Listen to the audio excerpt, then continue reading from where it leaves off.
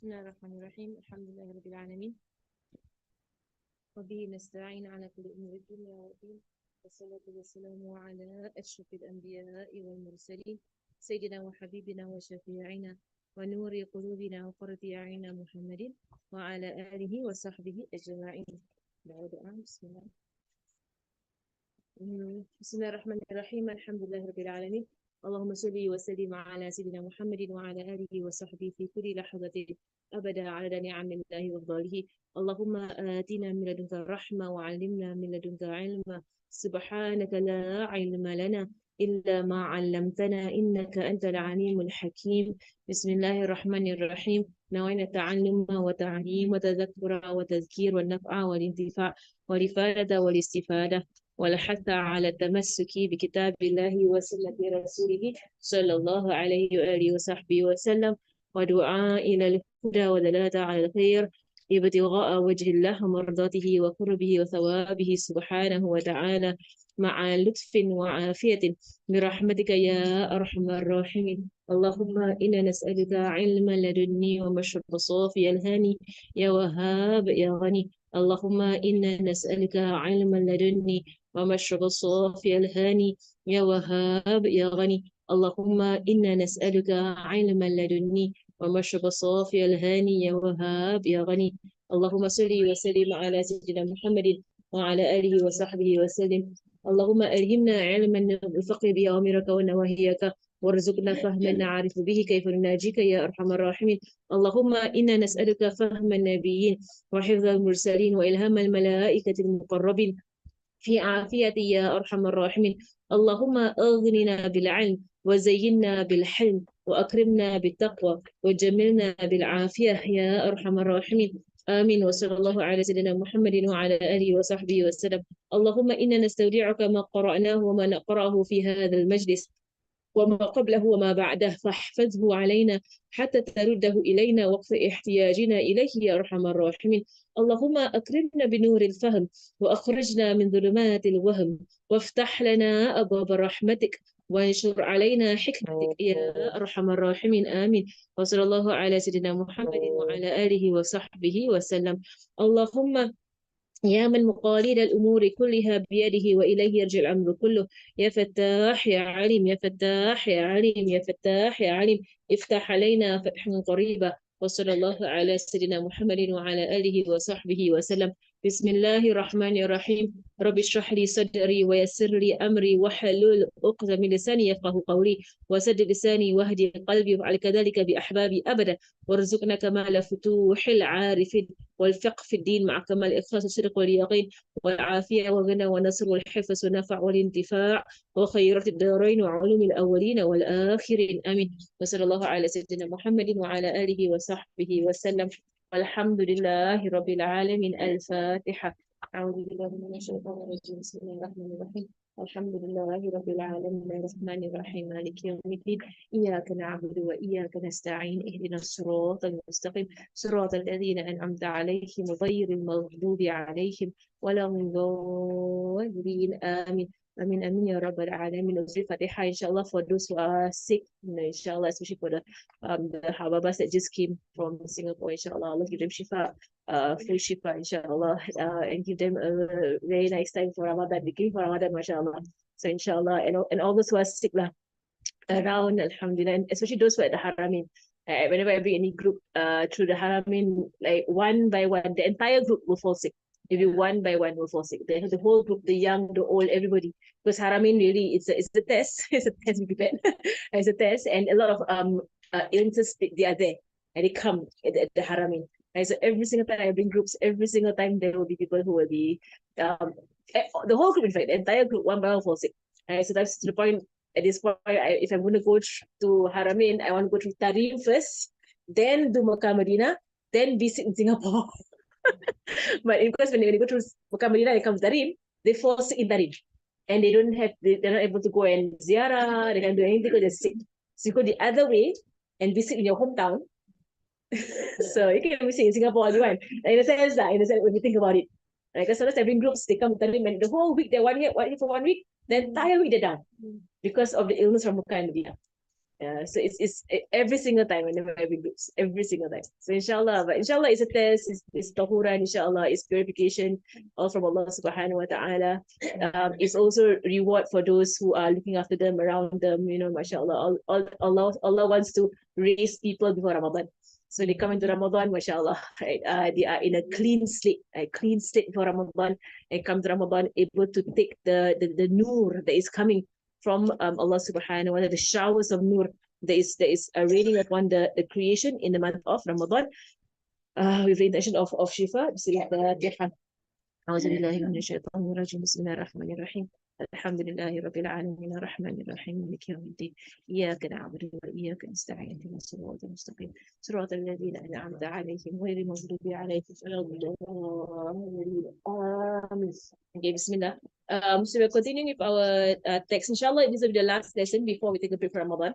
I'll be traveling on Wednesday night, on Thursday morning, 2 a.m. Right? But I'll be traveling. So I won't be continuing this in Ramadan. So inshallah, Shawwal, when I come back, then I'll continue. Because this classes is meant for the people in Tarim, and it's for the internet, but actually meant for the people here, more than the internet. But in Ramadan, inshallah, usually my tertib, right, for those who have internet, because I'm in Singapore, usually my tertib in Ramadan is that I will do tafsir from Habib Umar. So Habib Umar's tafsir that is not translated, because now it's translated, mashallah, and now Habib Umar every morning in Ramadan he will do tafsir, every morning, mashallah. Then his rawaha will be different books, all on the topic of Ramadan, topic or Ramadan or fasting, or in his rawaha. Right, so Habib, his morning tafsir right after, in fact now last Ramadan I noticed that after they pray subuh, they do a little bit of dhikr, then they straight away go into the lesson. I think because like usually they do it after the Latif, but in Ramadan he does it straight away after the prayer. I think because everybody is awake the whole night, so everybody is so sleepy by the time when it comes in. So Habib, he puts the Dars Fajr of Ramadan right after Salat. They pray, they do a bit of zikr, and they straight away go into Dars. Then they do the Latif and Yasin and everything, because people are falling asleep in the morning. So mashallah, right now I think he is in Juz 27. I think he's entered Juz 27. He goes on the back. So Ramadan tafsir is from the back, from Juz 30, and he goes up. So it's been several years been doing it. And in the past few years, they've been translating on the spot. Muasara's been doing on the spot. I think on the radio also on the spot. Right, on the radio as well on the spot. Right, but so the first radio, what channel is it? Is the 97.5, right? 97.5. Yeah, that's where everything is translated. Right, so the whole of Ramadan they will translate the morning lesson. Unlike the rest of the year, where they don't translate. Right, so but the first two juz I think are not translated. Juz 30 and Juz 29, they're not translated. Yeah, the earlier ones are not translated, right? Then they began doing it once the COVID set in. Then everybody became better with the Zoom and the internet and everything. Then they began, I think Juz 28 onwards they translated. MashaAllah. So I'm doing Juz 29 this Ramadan. I've done Juz 30. So it's all on my YouTube. So Juz 29, I'm from Habib translation, inshallah. Then every evening, but it's all Singapore timing. So Singapore morning 6:30 there's a class. There's 1:30 here. But you all are awake anyway, kan? Tarim nobody sleeps at night in Ramadan. You're all awake the entire night. So 1:30 is you're just awake. The whole of Tarim does that. My kids' favorite is Ramadan. Yeah, and then once after they pray Fajr, there's a dance. Shuruk, everybody sleeps. They sleep all the way until before Dhuhr. They wake up before Dhuhr to do your duha. Right? And then, I mean, the whole of Tarim. So you won't find a soul in the street in the morning. No, yeah, closed. Only Asar time they might open, but the main timing whereby they will open will be after Tarawih. Then they're bustling. So it's even a shop. The night is like night is very nice. It's like alive. Alive. So you're shopping and everything at night. Nighttime. It's a nighttime. Asar also okay lah. Asar they quite open. But we don't see much women because women will be busy cooking. Yes. But food all they will sell after Tarawih. Mashallah. So inshallah, but that will be 1 a.m. here, right? 1:30 a.m. here in my class. If you can get onto the internet, I'll be doing kids tafsir as well. So kids tafsir is just like I did last year as well. Right, so it is 5:30 in Singapore to occupy the kids while parents are preparing for iftar. So 5:30 to 6:30, I do kids stuff still. So I draw and everything, and it's from Hafiz Scholars as well, right? But it is 12:30 here after the work. After the so okay. I know the twins, Anisa's twins, they used to wake up. We have to wake up by Zohar to attend the kids stuff here at 12:30 for children now. For children, just to bring them, closer to the Quran. But I follow Habib's class, his Habib's tafsir classes. So I follow it with the children. So 12:30 here, okay, for children. Will you see just the link? Yes, I can share the link. It's the same link. It's the same Zoom that's always being spread. It's the same Zoom. So, but we will share. Inshallah, we will share. Is that every day? Yes, every day. Inshallah, I do it every day. Inshallah. Okay, for kids at 1:30 a.m. for adults. Yeah. So wake up at 1:30 a.m. Don't sleep. No one sleeps. Yeah. This, sleep. MashaAllah. I won't be around to translate Hababanu's classes. Last year, I was translating Hababanu's classes at the Habib's house. But this year, I'm not here to translate her classes. But if anyone can translate, if Kak Lin wants to translate Hababanu or Iman, ask Iman to translate. I can pass my mic to you. We can just take over all translation. Inshallah. Okay, Bismillahirrahmanirrahim. We're on page 75, right? So one thing that I love about this book by Habib, by Habib Muhammad, is that he always quotes Quran. Right? So Habib Muhammad bin Ali al-Maliki al-Hasani, and he always quotes Quran with every single part. And it's the best part of his book, mashallah. So and when you quote Quran, right, and when you quote Quran, right, what happens is that you understand the sifat or the attribute of Allah subhanahu wa ta'ala in the way that Allah wants you to understand. Right? It's him, he's speaking about himself, subhanahu wa ta'ala. Right? And with every ayat, Allah will link to his sifat, his attributes, the tasawwuf side. Right, the inward purification of how you respond to Allah subhanahu wa ta'ala, how you interact with Allah subhanahu wa ta'ala. Every time in the Quran, Allah mentions his sifat, his names, he will bring in with it, how does this help you, right, with your interactions, your mu'amala, your dealings with Allah subhanahu wa ta'ala, as how you go through life. So it's mashallah, it's so amazing to do aqidah, right, together with Quran commentary, the commentary from the Quran. Right, so that you know exactly what Allah wants to do with you, right, in learning his sifat. Right, because he knows his sifat, subhanahu wa ta'ala. Right, so we are us memorizing his sifat. Like why? Why must we know all these things? Right, it is more for our own heart, how we handle it. Right, so Allah subhanahu wa ta'ala says, أَوَلَمْ يَتَفَكَّرُوا فِي أَنفُسِهِمْ مَا خَلَقَ اللَّهُ السَّمَاوَاتِ وَالْأَرْضَ وَمَا بَيْنَهُمَا إِلَّا بِالْحَقِّ وأجل مسمى وإن كثيرا من الناس بلقاء ربهم لكافرون. And Allah says, do they not think deeply about themselves? Oh no, Allah is calling human beings, use your brains, use your brains, use your mind, use your aql. Right? Allah has created you, the human being, in definition, when we define the word human being, the insan, like ma huwa insan. So you define insan, in Arabic they will say al-haywan al-natiq. Al-haywan al-natiq meaning like a living thing. Haywan, not animal, but a living thing that speaks. Al-natiq. Natiq actually means al-aqil. The word al-natiq actually points to aqil. Right? So it is the animal, right, that speaks, meaning that thinks. It is the animal that thinks. Right? Other animals, they go by instinct. Right? Animals don't actually think and ponder. Right? Maybe they do, Allahu A'lam. Right? But they don't actually plan and devise and draw things out and have a landscape and to build buildings and everything. Animals don't do that. Animals build things by instinct. Just by instinct. Right? Allah subhanahu wa ta'ala puts in programs in them how to build what they build. Right? But they don't actually have like a blueprint on what they're going to do when they want to build things. Human beings think. Now, there's a difference between human beings and animals. Human beings, they're called a haywan and natiq, yani al-aqil, bil-aql, right, bil-aql. Right? So Allah will call on this repeatedly in the Quran. Right? Because all human beings, right, you are created with an intellect. And by this intellect, you are not meant to do all these ridiculous, waste time, mindless things that human beings are doing right now. Subhanallah. Some human beings, they see themselves as, oh, we're just animals. We're just animals.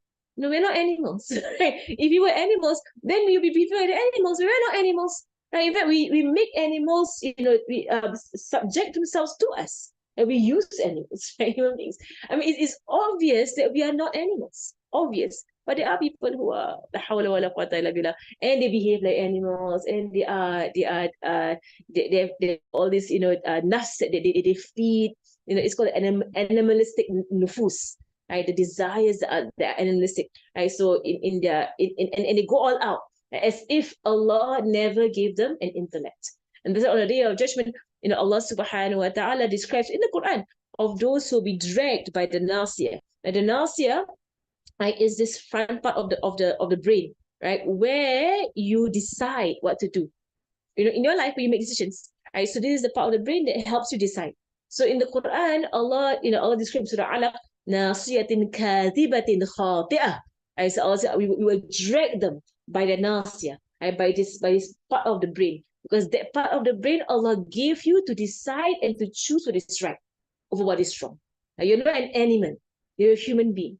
But because this nasiyah, kadhibin khati'ah, and the nasiyah that is a liar, and this nasiyah that is a liar, and khati'ah, right, does wrong things. Right? So the human beings, when they choose what is wrong, they do it knowingly. Right? And that's why if you make a mistake, it's not called a wrong, it's called a mistake, because you unknowingly do it. Unknowingly. Right? So Allah holds us to account by what you do that is khati'ah. That means that you do it but on purpose, and it's wrong, and you chose the wrong way. You chose the wrong path. Like yesterday, I was watching some, because I keep watching, what's going on like in Palestine and everything. And really, like sometimes I was talking to my husband now, like really, okay, the government that they have there, like so evil. Right? The Israelis are so evil. And so I think, what about the citizens? You're human beings. You have your life, you have your families and children. I mean, human beings. You should be able to feel for other human beings. Right? I mean, you have to be completely not even an animal, a shaitan. Even animals don't do this kind of things, right? Shaitan, they do this kind of things. Yeah, shayateen. Right? There was this video that I saw of civilians in Israel, a group of them, civilians. They are the ones who are blocking the aid from entering into Palestine. Civilians, they're camping by the border to stop food from reaching Palestine. And like, what kind of monsters? What kind of monsters do that? And even the non-Muslims, they're all speaking up. Like, what kind of monsters? You don't have to think so much. Like, you see children dying from hunger, and you can stay overnight at the border with your tentage, your camps, to stop the trucks of food from coming in. What kind of tarbiyah? What kind of heart is that? I mean, subhanallah, mashallah, even as human beings, right? If your worst enemy, if the child of your worst enemy is suffering, you help that child. Even if the father of that child has done so much harm to your family, for example, even if he has done so much harm to your family, or he killed your whatever and whatsoever, if his child comes to your door asking for food, you give, right? You give. No matter who the father is. I mean, if there was a case, subhanallah, that I was like, but the whole world is picking up. Like, what kind of monsters are these? They have no akal. There's no akal in these people. They're possessed by something. They have so much hatred. But to hit a child, I don't understand. How do you hate children? You can't hate children. They're not hated by children. I don't know how someone can hit children. How in the world? Subhanallah. Subhanallah. But it's heart-wrenching. The whole world is in a state, right? Because it's gone too long, and it becomes so disgusting what's going on. There, that sometimes but for me, I watch it to make my du'as stronger.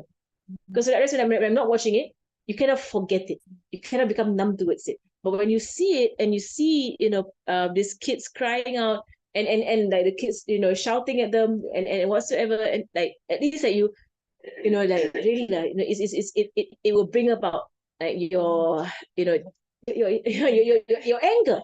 And it's anger for the sake of Allah subhanahu wa ta'ala. We must be angry about this. And we are angry about this, right? Because it is for the sake of Allah subhanahu wa ta'ala that they are torturing people who are completely innocent.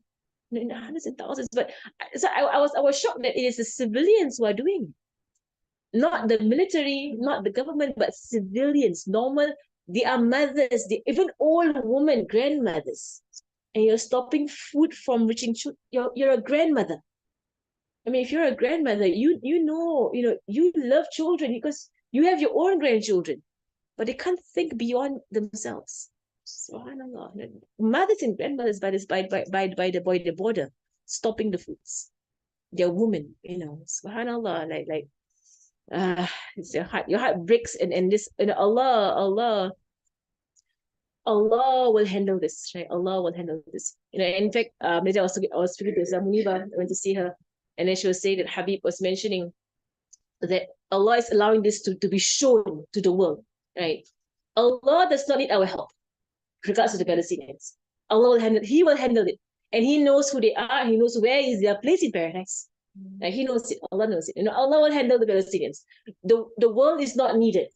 And right now we see that the world can't do. The world is quite useless right now. It's very useless in helping the person. Allah is helping them, and Allah is providing for them, and Allah will give them. Right? But this is to show the world that how they have been admiring the West all this while. Allah wants to show the world that you need to stop your admiration of the West. All Muslims, especially the Arab countries, the Muslims, even in Asia, there's this entire exaltation of the West. Stop it. Like, stop it. Now you see what kind of beasts they are, what kind of monsters they are. I was watching in America. In America, mashallah, a lot of the Americans, even in the UK, right, they are going to Parliament, and they're having their placards and they're doing all the protests, right, and they're going right to the ministers and demanding from the ministers. This is something you can never do in our country in Singapore. You will be, in our country, it will never happen in our country in Singapore. But in the West, they go right up to the president, to the ministers, and they're showing their hands of blood. They put blood on their hands, blood on their hands in Australia as well. They're doing this. In Jordan, yesterday, I think there was like millions filled the street. I heard that in Sana'a, in Yemen itself, every Friday they go and do their protests. Every Friday, in Sana'a, the whole world, mashallah. But mashallah, one of them was this shouting, and it says to one of the ministers, I think ministers or the presidents there in the US, about like how many children until you call for a ceasefire. They're still not allowing it. This one US, just that one person in the entire UN Council. Everybody is blaming them, but they're still like with no guilt on their face, nothing. And they said, how many, until when? Like what, 30 more thousand children, or 50,000 children? Until when? Right? And they'll be like, and they just respond by saying, free the hostages. That's the response, free the hostages. Because on the claim there, Hamas is holding hostages. So they're carpet bombing the entire of Gaza. But it's just like, they're killing their own hostages. Their own civilians now. They're killing. It's so messed up. So essentially, Allah subhanahu wa ta'ala is showing us that Muslims, you better stop admiring these people. They have no moral compass whatsoever in their hearts. So Muslims, your moral compass is the Prophet sallallahu alaihi wasallam. There is our izz, the izz bil Islam, our honor in Islam is by the Prophet sallallahu alaihi wasallam. So Habib was just mentioning how somebody was sharing with me that Habib was mentioning that this entire event is going on with Gaza. It's not that Allah needs the help of the world to free Gaza. No, Allah will free Gaza. In a split moment when he has decreed, Gaza will be freed. But Allah is waking up the world, right, to the falseness of the Western system. Right, wake up, right. These are all lies. Right, they're all filth. It's all whatever. So wake up. So mashallah, when they went to that because of Allah calls human beings to think, right? To think, right? Look at what you're seeing, right? Look at what's happening. Think. أَوَلَمْ يَتَفَكَّرُوا فِي أَنفُسِهِمْ. Right? Do not think deeply about themselves. مَا خَلَقَ اللَّهُ السَّمَاوَاتِ وَالْأَرْضَ وَمَا بَيْنَهُمَا إِلَّا بِالْحَقِّ. Right? So Allah calls a human being, look into yourselves. And the meaning of look into yourselves has two dimensions. Right? The first dimension is into your physical self. So of it, right? So you see how the human being is created. See how the human being becomes strong and young and strong, like a young man, a young woman. Then how the human being goes into his old age and becomes needy and goes back to being like a child. Where Allah subhanahu wa ta'ala says that Allah will bring them back to what they were. So how they were when they were children, helpless and weak. When they go into old age, they become helpless and weak.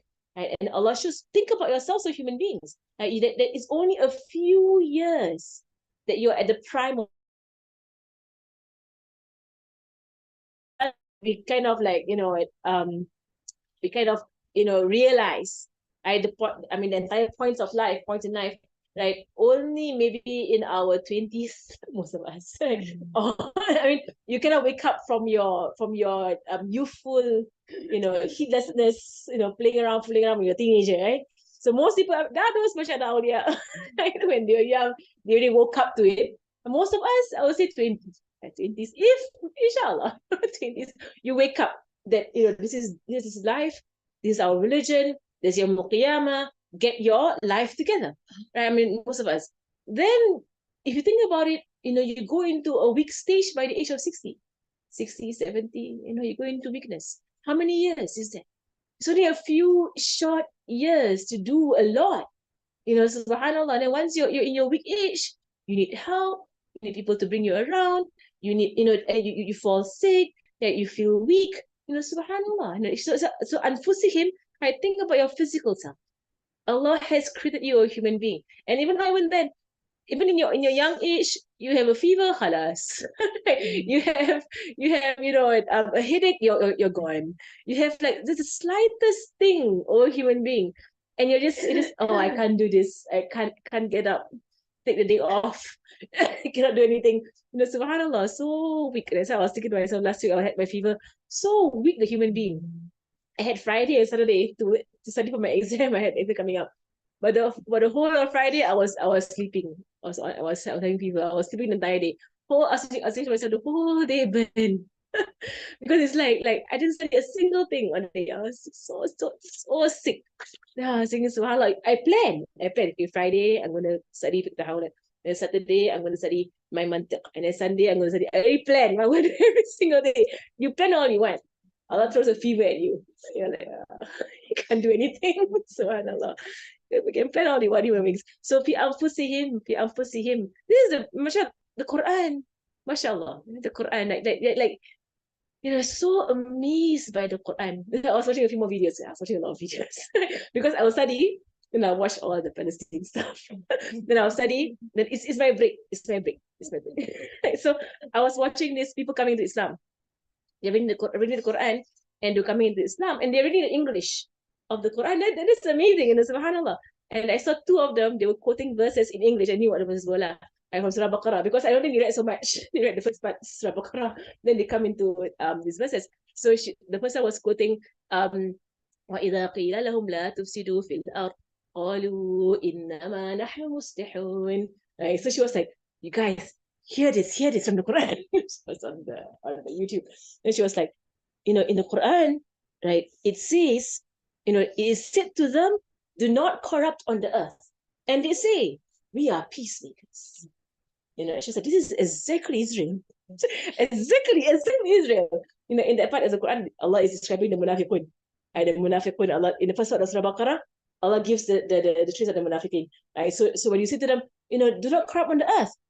And they say, oh, we are peacemakers. And I was, Allah innahum humul mufsidun walakin la yash'urun. Allah says, no way. Indeed, they are the corruptors, and they don't realize. And she said, this is like prophecy. She's like, this is exactly what's going on right now. And then you're thinking, mashallah, it is a tafsir of al-waqi'. That is a tafsir of what's happening right now. You read the verse, Exactly these people, exactly them. They say, oh, we are peacemakers. We are doing what it's right. We are doing, subhanAllah.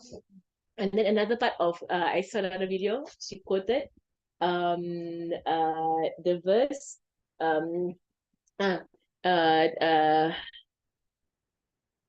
what's the verse? Yeah, on the mithaq of Bani Israel. تقتلون أنفسكم من ديارهم ثم أن سورة البقرة قتلتم أنفسكم وأخرجوا فريقا منكم من ديارهم تظاهرون عليهم بالإثم والعدوان وإن يأتوكم أسارى تفادوهم وهم محرم عليكم أفتؤمنوا ببعض الكتاب وتكفروا ببعض فما جزاء من يفعل ذلك إلا خزي في الحياة الدنيا ولا فاطمة ويوم القيامة يردون إلى أشد العذاب وما الله بغافل أما تعملون صح تمام. So the ayat is, so basically she's hiding behind there. Okay, help me with the ayat. Where is the ayat? And so the ayat is so she quoted the verse in English. She was like, read this verse, hear this verse. It says here, that they took the promise from Allah subhanahu wa ta'ala that they will not kill each other and drive each other out of their homes. And they agreed to it. Then Allah says to them, but you killed each other. And you drove each other out of their homes. Right? But when captives come to you, you take them as captives and you ransom them. And Allah says, do they believe in part of the book and disbelieve in part? And what is the reward of those who do that? Except humiliation in this world, right? And a terrible punishment. And Allah is not unaware of what they are doing. It is not non-Muslim, quoting the Quran, mashallah, and applying it to what's going on right now. So this is exactly the Israelis, exactly them. And that actually speaks about the Jews in the time of Rasulullah actually, right? Because the tafsir of the ayat is because of one of the tribes of the Jews in Medina. They form alliances with the people of Medina, the Ansar. You're going to the tafsir of the ayat. So they form alliances with the Ansar. So when the Ansar or people of Medina, they fight, they have wars, right? The Jews who are alliance to this tribe will fight Jews who are alliance to that tribe. And they're not supposed to fight each other. They're not supposed to fight. So they will fight first. So they go against their own law. It's their law. They fight against their law. Then they will take captives. Then they will say, oh, by the law of the Torah, we can ransom these captives and get money. By the law of the Torah. So that's what Allah says. Do you believe in part of the book and disbelieve in part? You got your ransom, your captives, because you fought a war that was haram in the first place. Right? So right now, this is what's going on right now. Now they're saying, oh, we're going on self-defense. You took the land in the first place. That's, and now oh, we have a right to defend ourselves. You stole their land in the first place. You killed how many of them? That's subhanallah. But mashallah, the Quran is really, it hits you in the face so strongly. And it was like this. But she's not an alim. She's a disbeliever. She's a non-Muslim. Inshallah, Allah will give her hidayah. Right? She's reading the Quran. Like, mashallah. But she was like, and God, and in the Quran, it ends up by saying, and we are not unaware of what you're doing. So this is like the thing to hit you home. We are not unaware of what you're doing. Right? Subhanallah. And as believers, we know Allah is saying that. Allah's not unaware. Right? You believe in part of the book, and you disbelieve in part. And you claim that you are the people of the land. But at the same time, you don't believe in God. This is the worst thing about the Zionists. They don't believe in God. But they believe that God gave them the land. It's such a weird thing. I mean, it's nuts. It's nothing more than nuts. So then Allah says, but Allah has promised the reward of those who do that is humiliation. And you will see.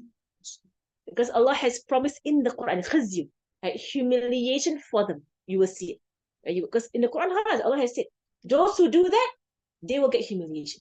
You believe in part of the book and disbelieve in part, khalas, humiliation. And a terrible punishment on them. Subhanallah. I saw another video. I can see all these videos. Another video of this woman.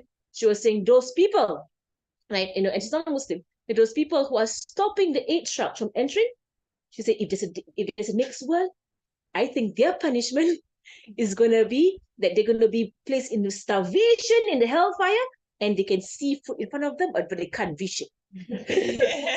She's not Muslim. But she's like, I'm sure that's the punishment on the if there is a next one.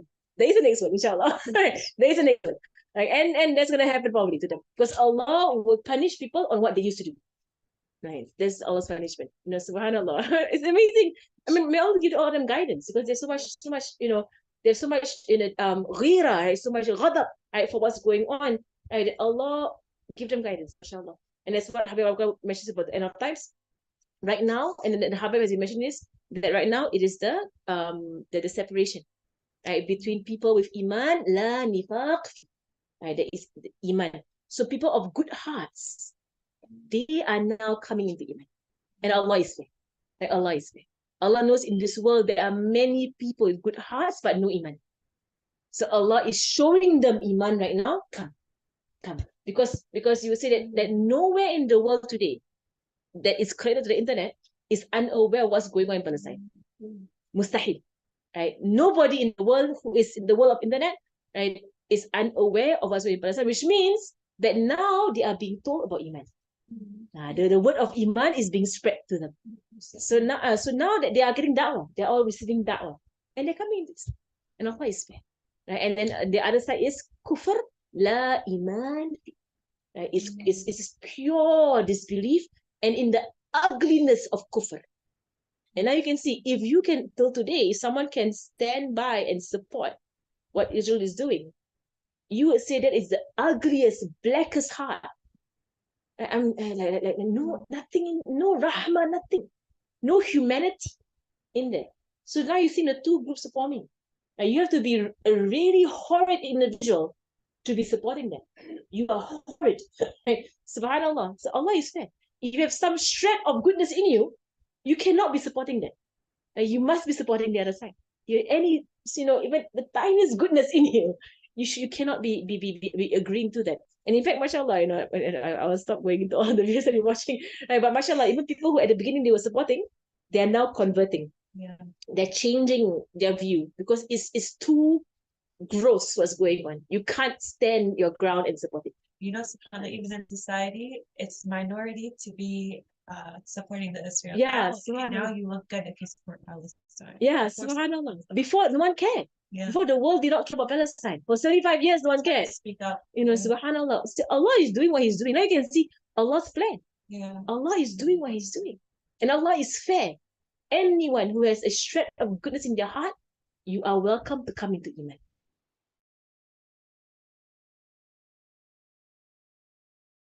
To wake up the world, the whole world, wake up. And mashallah, this morning I listened to Habib Abu Bakr's lecture. This one very good lecture, mashallah. The title of the lecture is Muhammad al-Wiqaya an al-Fitan Sunnah min Sunnah Nabi sallallahu alaihi wasallam, Ahammu Sunnah min Sunnah Nabi sallallahu alaihi wasallam. It's a lecture by Habib Bakr. Right, so he was mentioning that fitna is worldwide. Fitna is everywhere. ظاهرا أو باطنا. Right, so either the fitna is clear in front of you, like what's going on in Sham, in Yemen, it's clear fitna in front of you, right? Fighting and war and killing.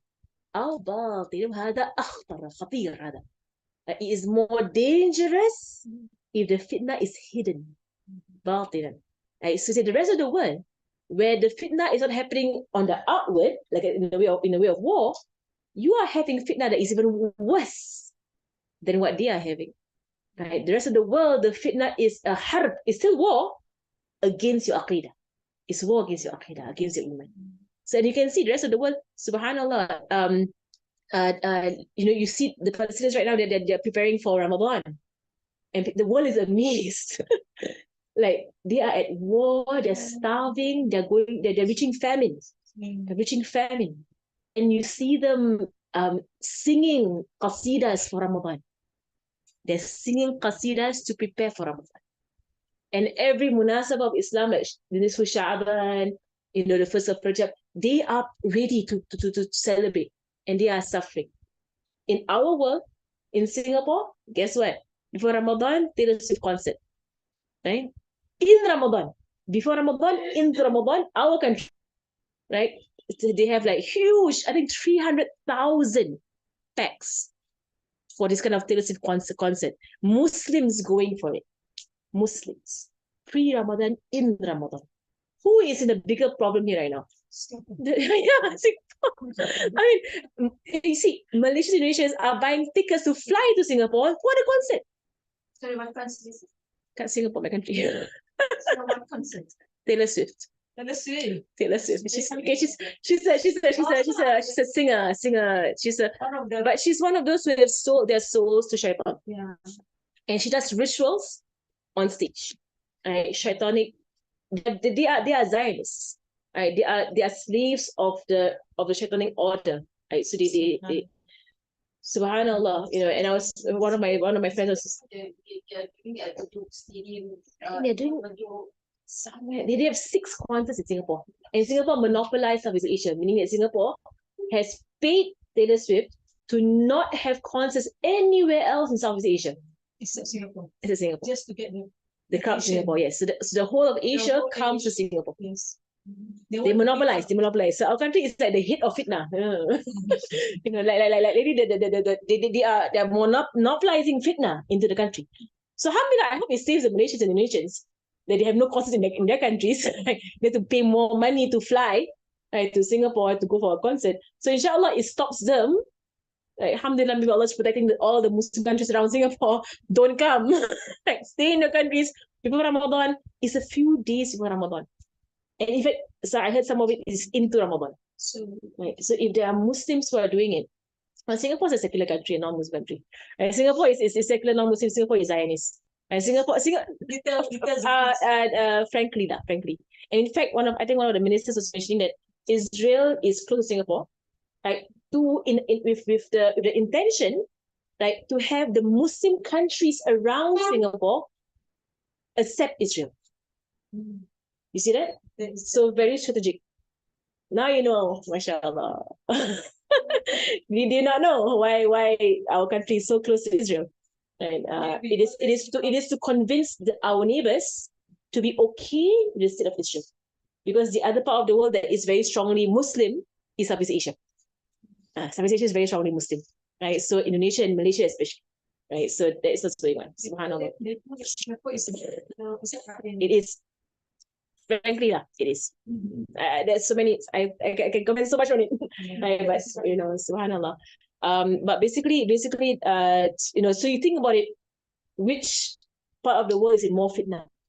They are starving. They're having they're starving in their physical body. Our country is starving in their souls. Subhanallah. That day, one of my friends was saying that she was coming home from a majlis on Sha'ban at the masjids. And she was going past, her neighbors who are Muslim and they practice Islam. And they just came back from a concert, right? Malay concert. I don't know what concert. Malay concert. Right, but there's a concert going on the same night of Nisfu Sha'ban. Right. But this is the world that we're in. People are numb. They're numb. They don't even realize that Nisfu Sha'ban is a great night. You go to the masjid on Nisfu Sha'ban. You don't go to a concert on Nisfu Sha'ban. But because the harb, right, the war is inward, an inward war. People don't realize it is wrong to do that. You don't even realize because they're so brainwashed or so desensitized. They don't realize. You go into Yemen, you go into Sham. Nobody will go to a concert on Nisfu Sha'ban. Like mustahil. Nisfu Sha'ban, everybody's at the masjid. Right? Everybody's doing the qira'ah. Everybody's doing first night of Ramadan. Everybody is down with their Surah Fatah. Right? First night of Nadra and everything. Subhanallah. And mashallah. Right? So Allah says, reflect on yourselves. So Abu Bakr was this morning, I was listening to his talk, and he was saying that the fitna is worldwide, everywhere. There is war everywhere. But war that is hissi, any physical you can see, or war that is ma'nawi, inside, that is happening in the iman of people. Is a war is a war of mindset. How are you going to see things? And mashallah, I think there was a picture, someone took a picture of in Rafah. In Rafah, they were doing Salat Jum'ah. Amongst the rubble. There is no masjid there. But you see so full of people, rows of people, Salat Jumat. And subhanallah, it's so amazing to see. And then in our countries, people not coming for Jumat because why? Or working. Right? Because why? Want to go watch a movie. I know people who do that. Want to watch a movie. Look come for Jumat. Right? Because our country is in a worst state. Right? They are starving and they stand for Jumat. Subhanallah, subhanallah. That's why we think about it. How you say you think about it, you go and see what's the fitna in your country, what's the war going on in your country, right? And you will see you're in a worse state. Right? Subhanallah. So fi anfusihim. So the first part of fi anfusihim, this is doing the tafsir of fi anfusihim. Quran is bahr. Quran is an ocean. You can stay on one kalima and not move, like and have like what Sayyidina Ali said that if he were to comment. Sayyidina Ali, and he is a door to the city of knowledge, which is Rasulullah.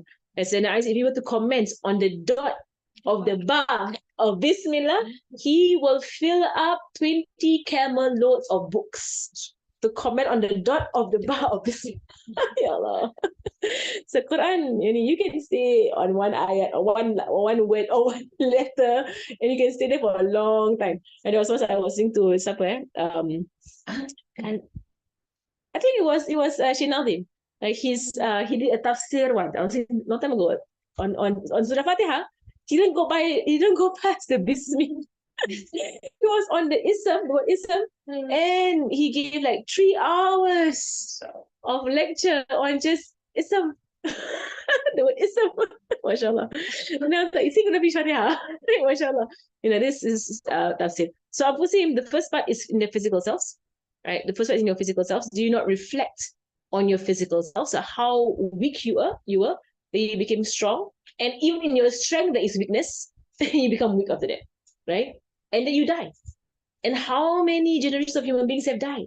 And they come and they go, they come and they go, and they come and they go. You think what? You're going to be, this tyrants. They think they're going to be on this earth forever, right?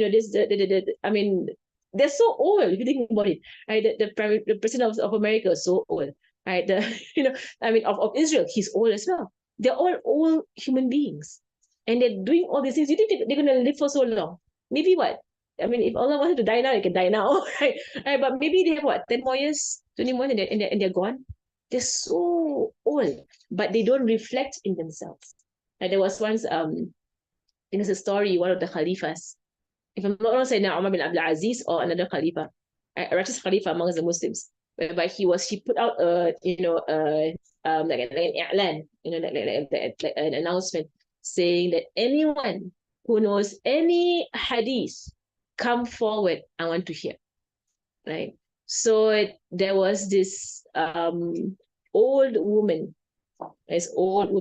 that came forward. I can't remember the hadith exactly. And she said that I have a hadith that I know. Right? And then he said, what? Tell me your hadith. And I forgot the hadith exactly, but the meaning of the hadith is that human beings are deluded by their age.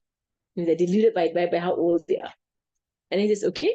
The hadith goes is of the meaning, like I remember the hadith right now, but of the meaning that human beings are deluded by their age when it comes to money. So when they see money in front of them, they forget their age. So the Khalifa was like, okay. So he gave her 100 dirhams. And she went off. And then she came back after a while. I have another hadith. And she made up the second one. It was made up. She made up a hadith. Because the first one got her 100 dirham. So and then the Khalifa was like, is that true? Then she was like, yes, Khalifa. And he knew it wasn't true. Because she never heard that hadith before. But he was like, Sadaqah Rasulullah. From the first hadith. Sadaqah Rasulullah. Right, that money makes human beings forget their age. And they forget how old they are. They're going to die soon. Amass all this wealth for what? So fi anfusihim, they do not reflect about themselves, how they are.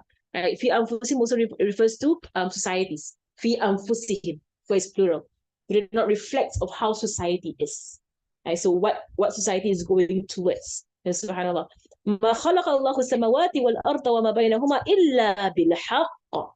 That Allah subhanahu wa ta'ala did not create the heavens and the earth and what is between them except in truth. In truth of what? بالحق بعبودية الله تعالى. Bilhaq. What is the truth of this existence? What is the truth of this existence? That we are here to worship Allah. That is the haqq. And the haqq of this whole alam is ibadah. Also, ibadah. So Allah created the heavens and the earth just for the human being to sujood to Allah subhanahu wa ta'ala. And the whole universe is created for them.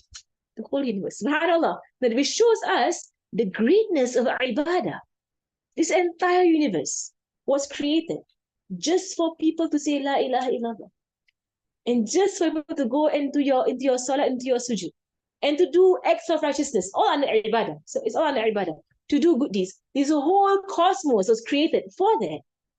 That shows how great ibadah is. And that's why you are there. That's why you are here. So Allah calls human being, think like human being. This whole universe is not created for you to play, I don't know what games, for you to play, Candy Crush or whatever. This one that I know. It's such a brainless thing. These games that they have on the phone. If you go, I was in a train in Singapore, MRT in Singapore, and our Singapore system, right, is full of people. There's sometimes in a day, for now it's a whole day, it's always full of people. You enter the train in Singapore, I think most countries, right, and it's packed. And you're like front to back with random human beings, male and female, it doesn't matter. Right? So you're so squeezed in to the point that my husband was like, you know what, stop taking a train. You need to start taking bus or something, because the train, you're like shoulder to shoulder with another man. And you're so incredibly packed in. So then I was in there, and I was traveling in the time when people are going to work. So you see people, it's rush hour. People in their suits, in their ties, they're all so sophisticated in their dress, and then they have their phones up and they're playing Candy Crush. Right? There's this phone that costs probably $1,000. Right? I mean, an iPhone nowadays, I mean, subhanAllah, and they cost in the hundreds or thousand, if you have the latest one. And the whole phone is for what? To play games. Literally, I was looking around me, and every single human being here is playing mindless games. Every single, subhanallah, where is the aql? Where's the aql? There is no aql. Subhanallah, you spend $1,000 on this phone to play these ridiculous games. The game is like, I think it's like you do something with the candy, then it crushes the candy. I don't know what is it. It's super mindless. There is no fa'idah. There's no benefit. Even most games have no benefit. Like most games have no benefit. Or they're watching, some drama or some series or whatsoever.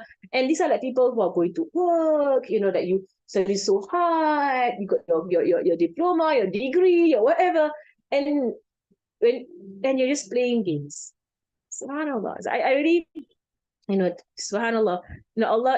Allah did not create this entire universe for you to sit there and play your games. And now if you go online, if you do go online, if you go online, you can see how mindless human beings are. And this is the entire, promise of shaitan to Allah subhanahu wa ta'ala, that he will make them do mindless things. He will make them lose their intellect. They will do the most ridiculous things, and they will change the creation of Allah subhanahu wa ta'ala. It's all from the promise of shaitan. Subhanallah. So inshallah, wa ajalim musamma, mashallah. The Quran, mashallah. Allah wants us. If you're not going to wake up, human being, wa ajalim musamma. If you're not going to wake up, human being, there is an ajal. There is a time period that is already fixed. A time period of your life and of the dunya. It will come to an end. So you don't wake up now, and death comes to you, and you're not prepared for the hereafter. SubhanAllah, there was once, I remember I told the story before, but I will end with the story, inshallah.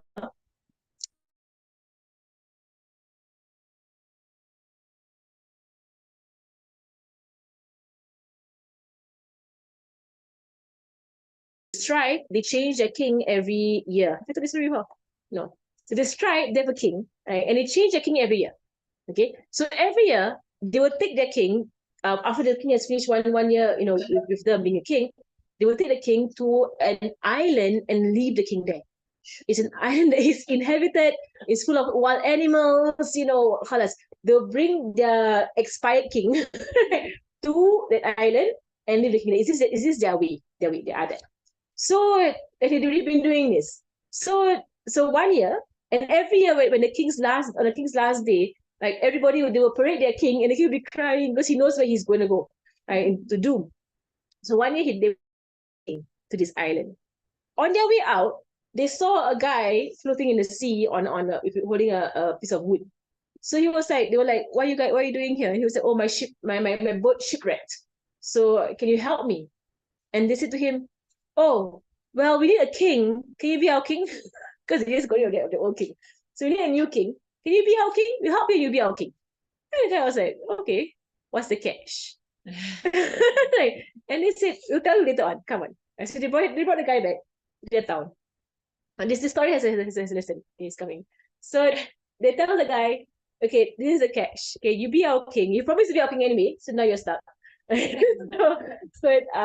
catch is that you only can rule for a year, and after a year, we're gonna put you on an island that is inhabited island full of wild animals there. And the guy was like, what? And he said, no, you promised to be our king, and if you refuse, we'll kill you right now. Okay, so the guy becomes the king over these people. But this guy, throughout his year as a king, like he begins to send workers to the island. So the first time send workers there, clear out the island. Okay, right. Go and remove the wild animals. And he said more workers, build up my palace there. And he said more workers, build up my my farm and my whatsoever. Build up. So the entire year, because he's a king, right? He worked on the island. Mashallah. And before the year was over, he said to the people, I want to go to my island now. I don't want to finish the year. I want to go to my island right now. And they were like, no, you have to finish your year. And they said, promise. They said, okay. So after he finished the year, and they were going to parade him to send off to the island, he was smiling and happy, and so, mashallah. And they were like, most of our kings are crying on this day, and you are smiling away. And he's like, well, have you seen my island? And then when you see, they're like, oh, he transformed the whole island into a resort. This king, mashallah. The story is, my mom would tell us, the story is really, the island is your akhirah. Right? So most people, they're like kings, the whole dunya. Then when they die, they go into destruction. Right? But if you are smart, in this dunya, Allah give you wealth, give you health, give you time. Right? It's all like a king, you're like a king. Right? But this is not meant to be used in the dunya. It's to be used for the akhirah. So you prepare your island. You're going to go to the island eventually. It's your own hands. MashaAllah. MashaAllah. Inshallah, we'll stop here for the day. وصلى الله على سيدنا محمد وعلى آله وصحبه وسلم والحمد لله رب العالمين. خلاص.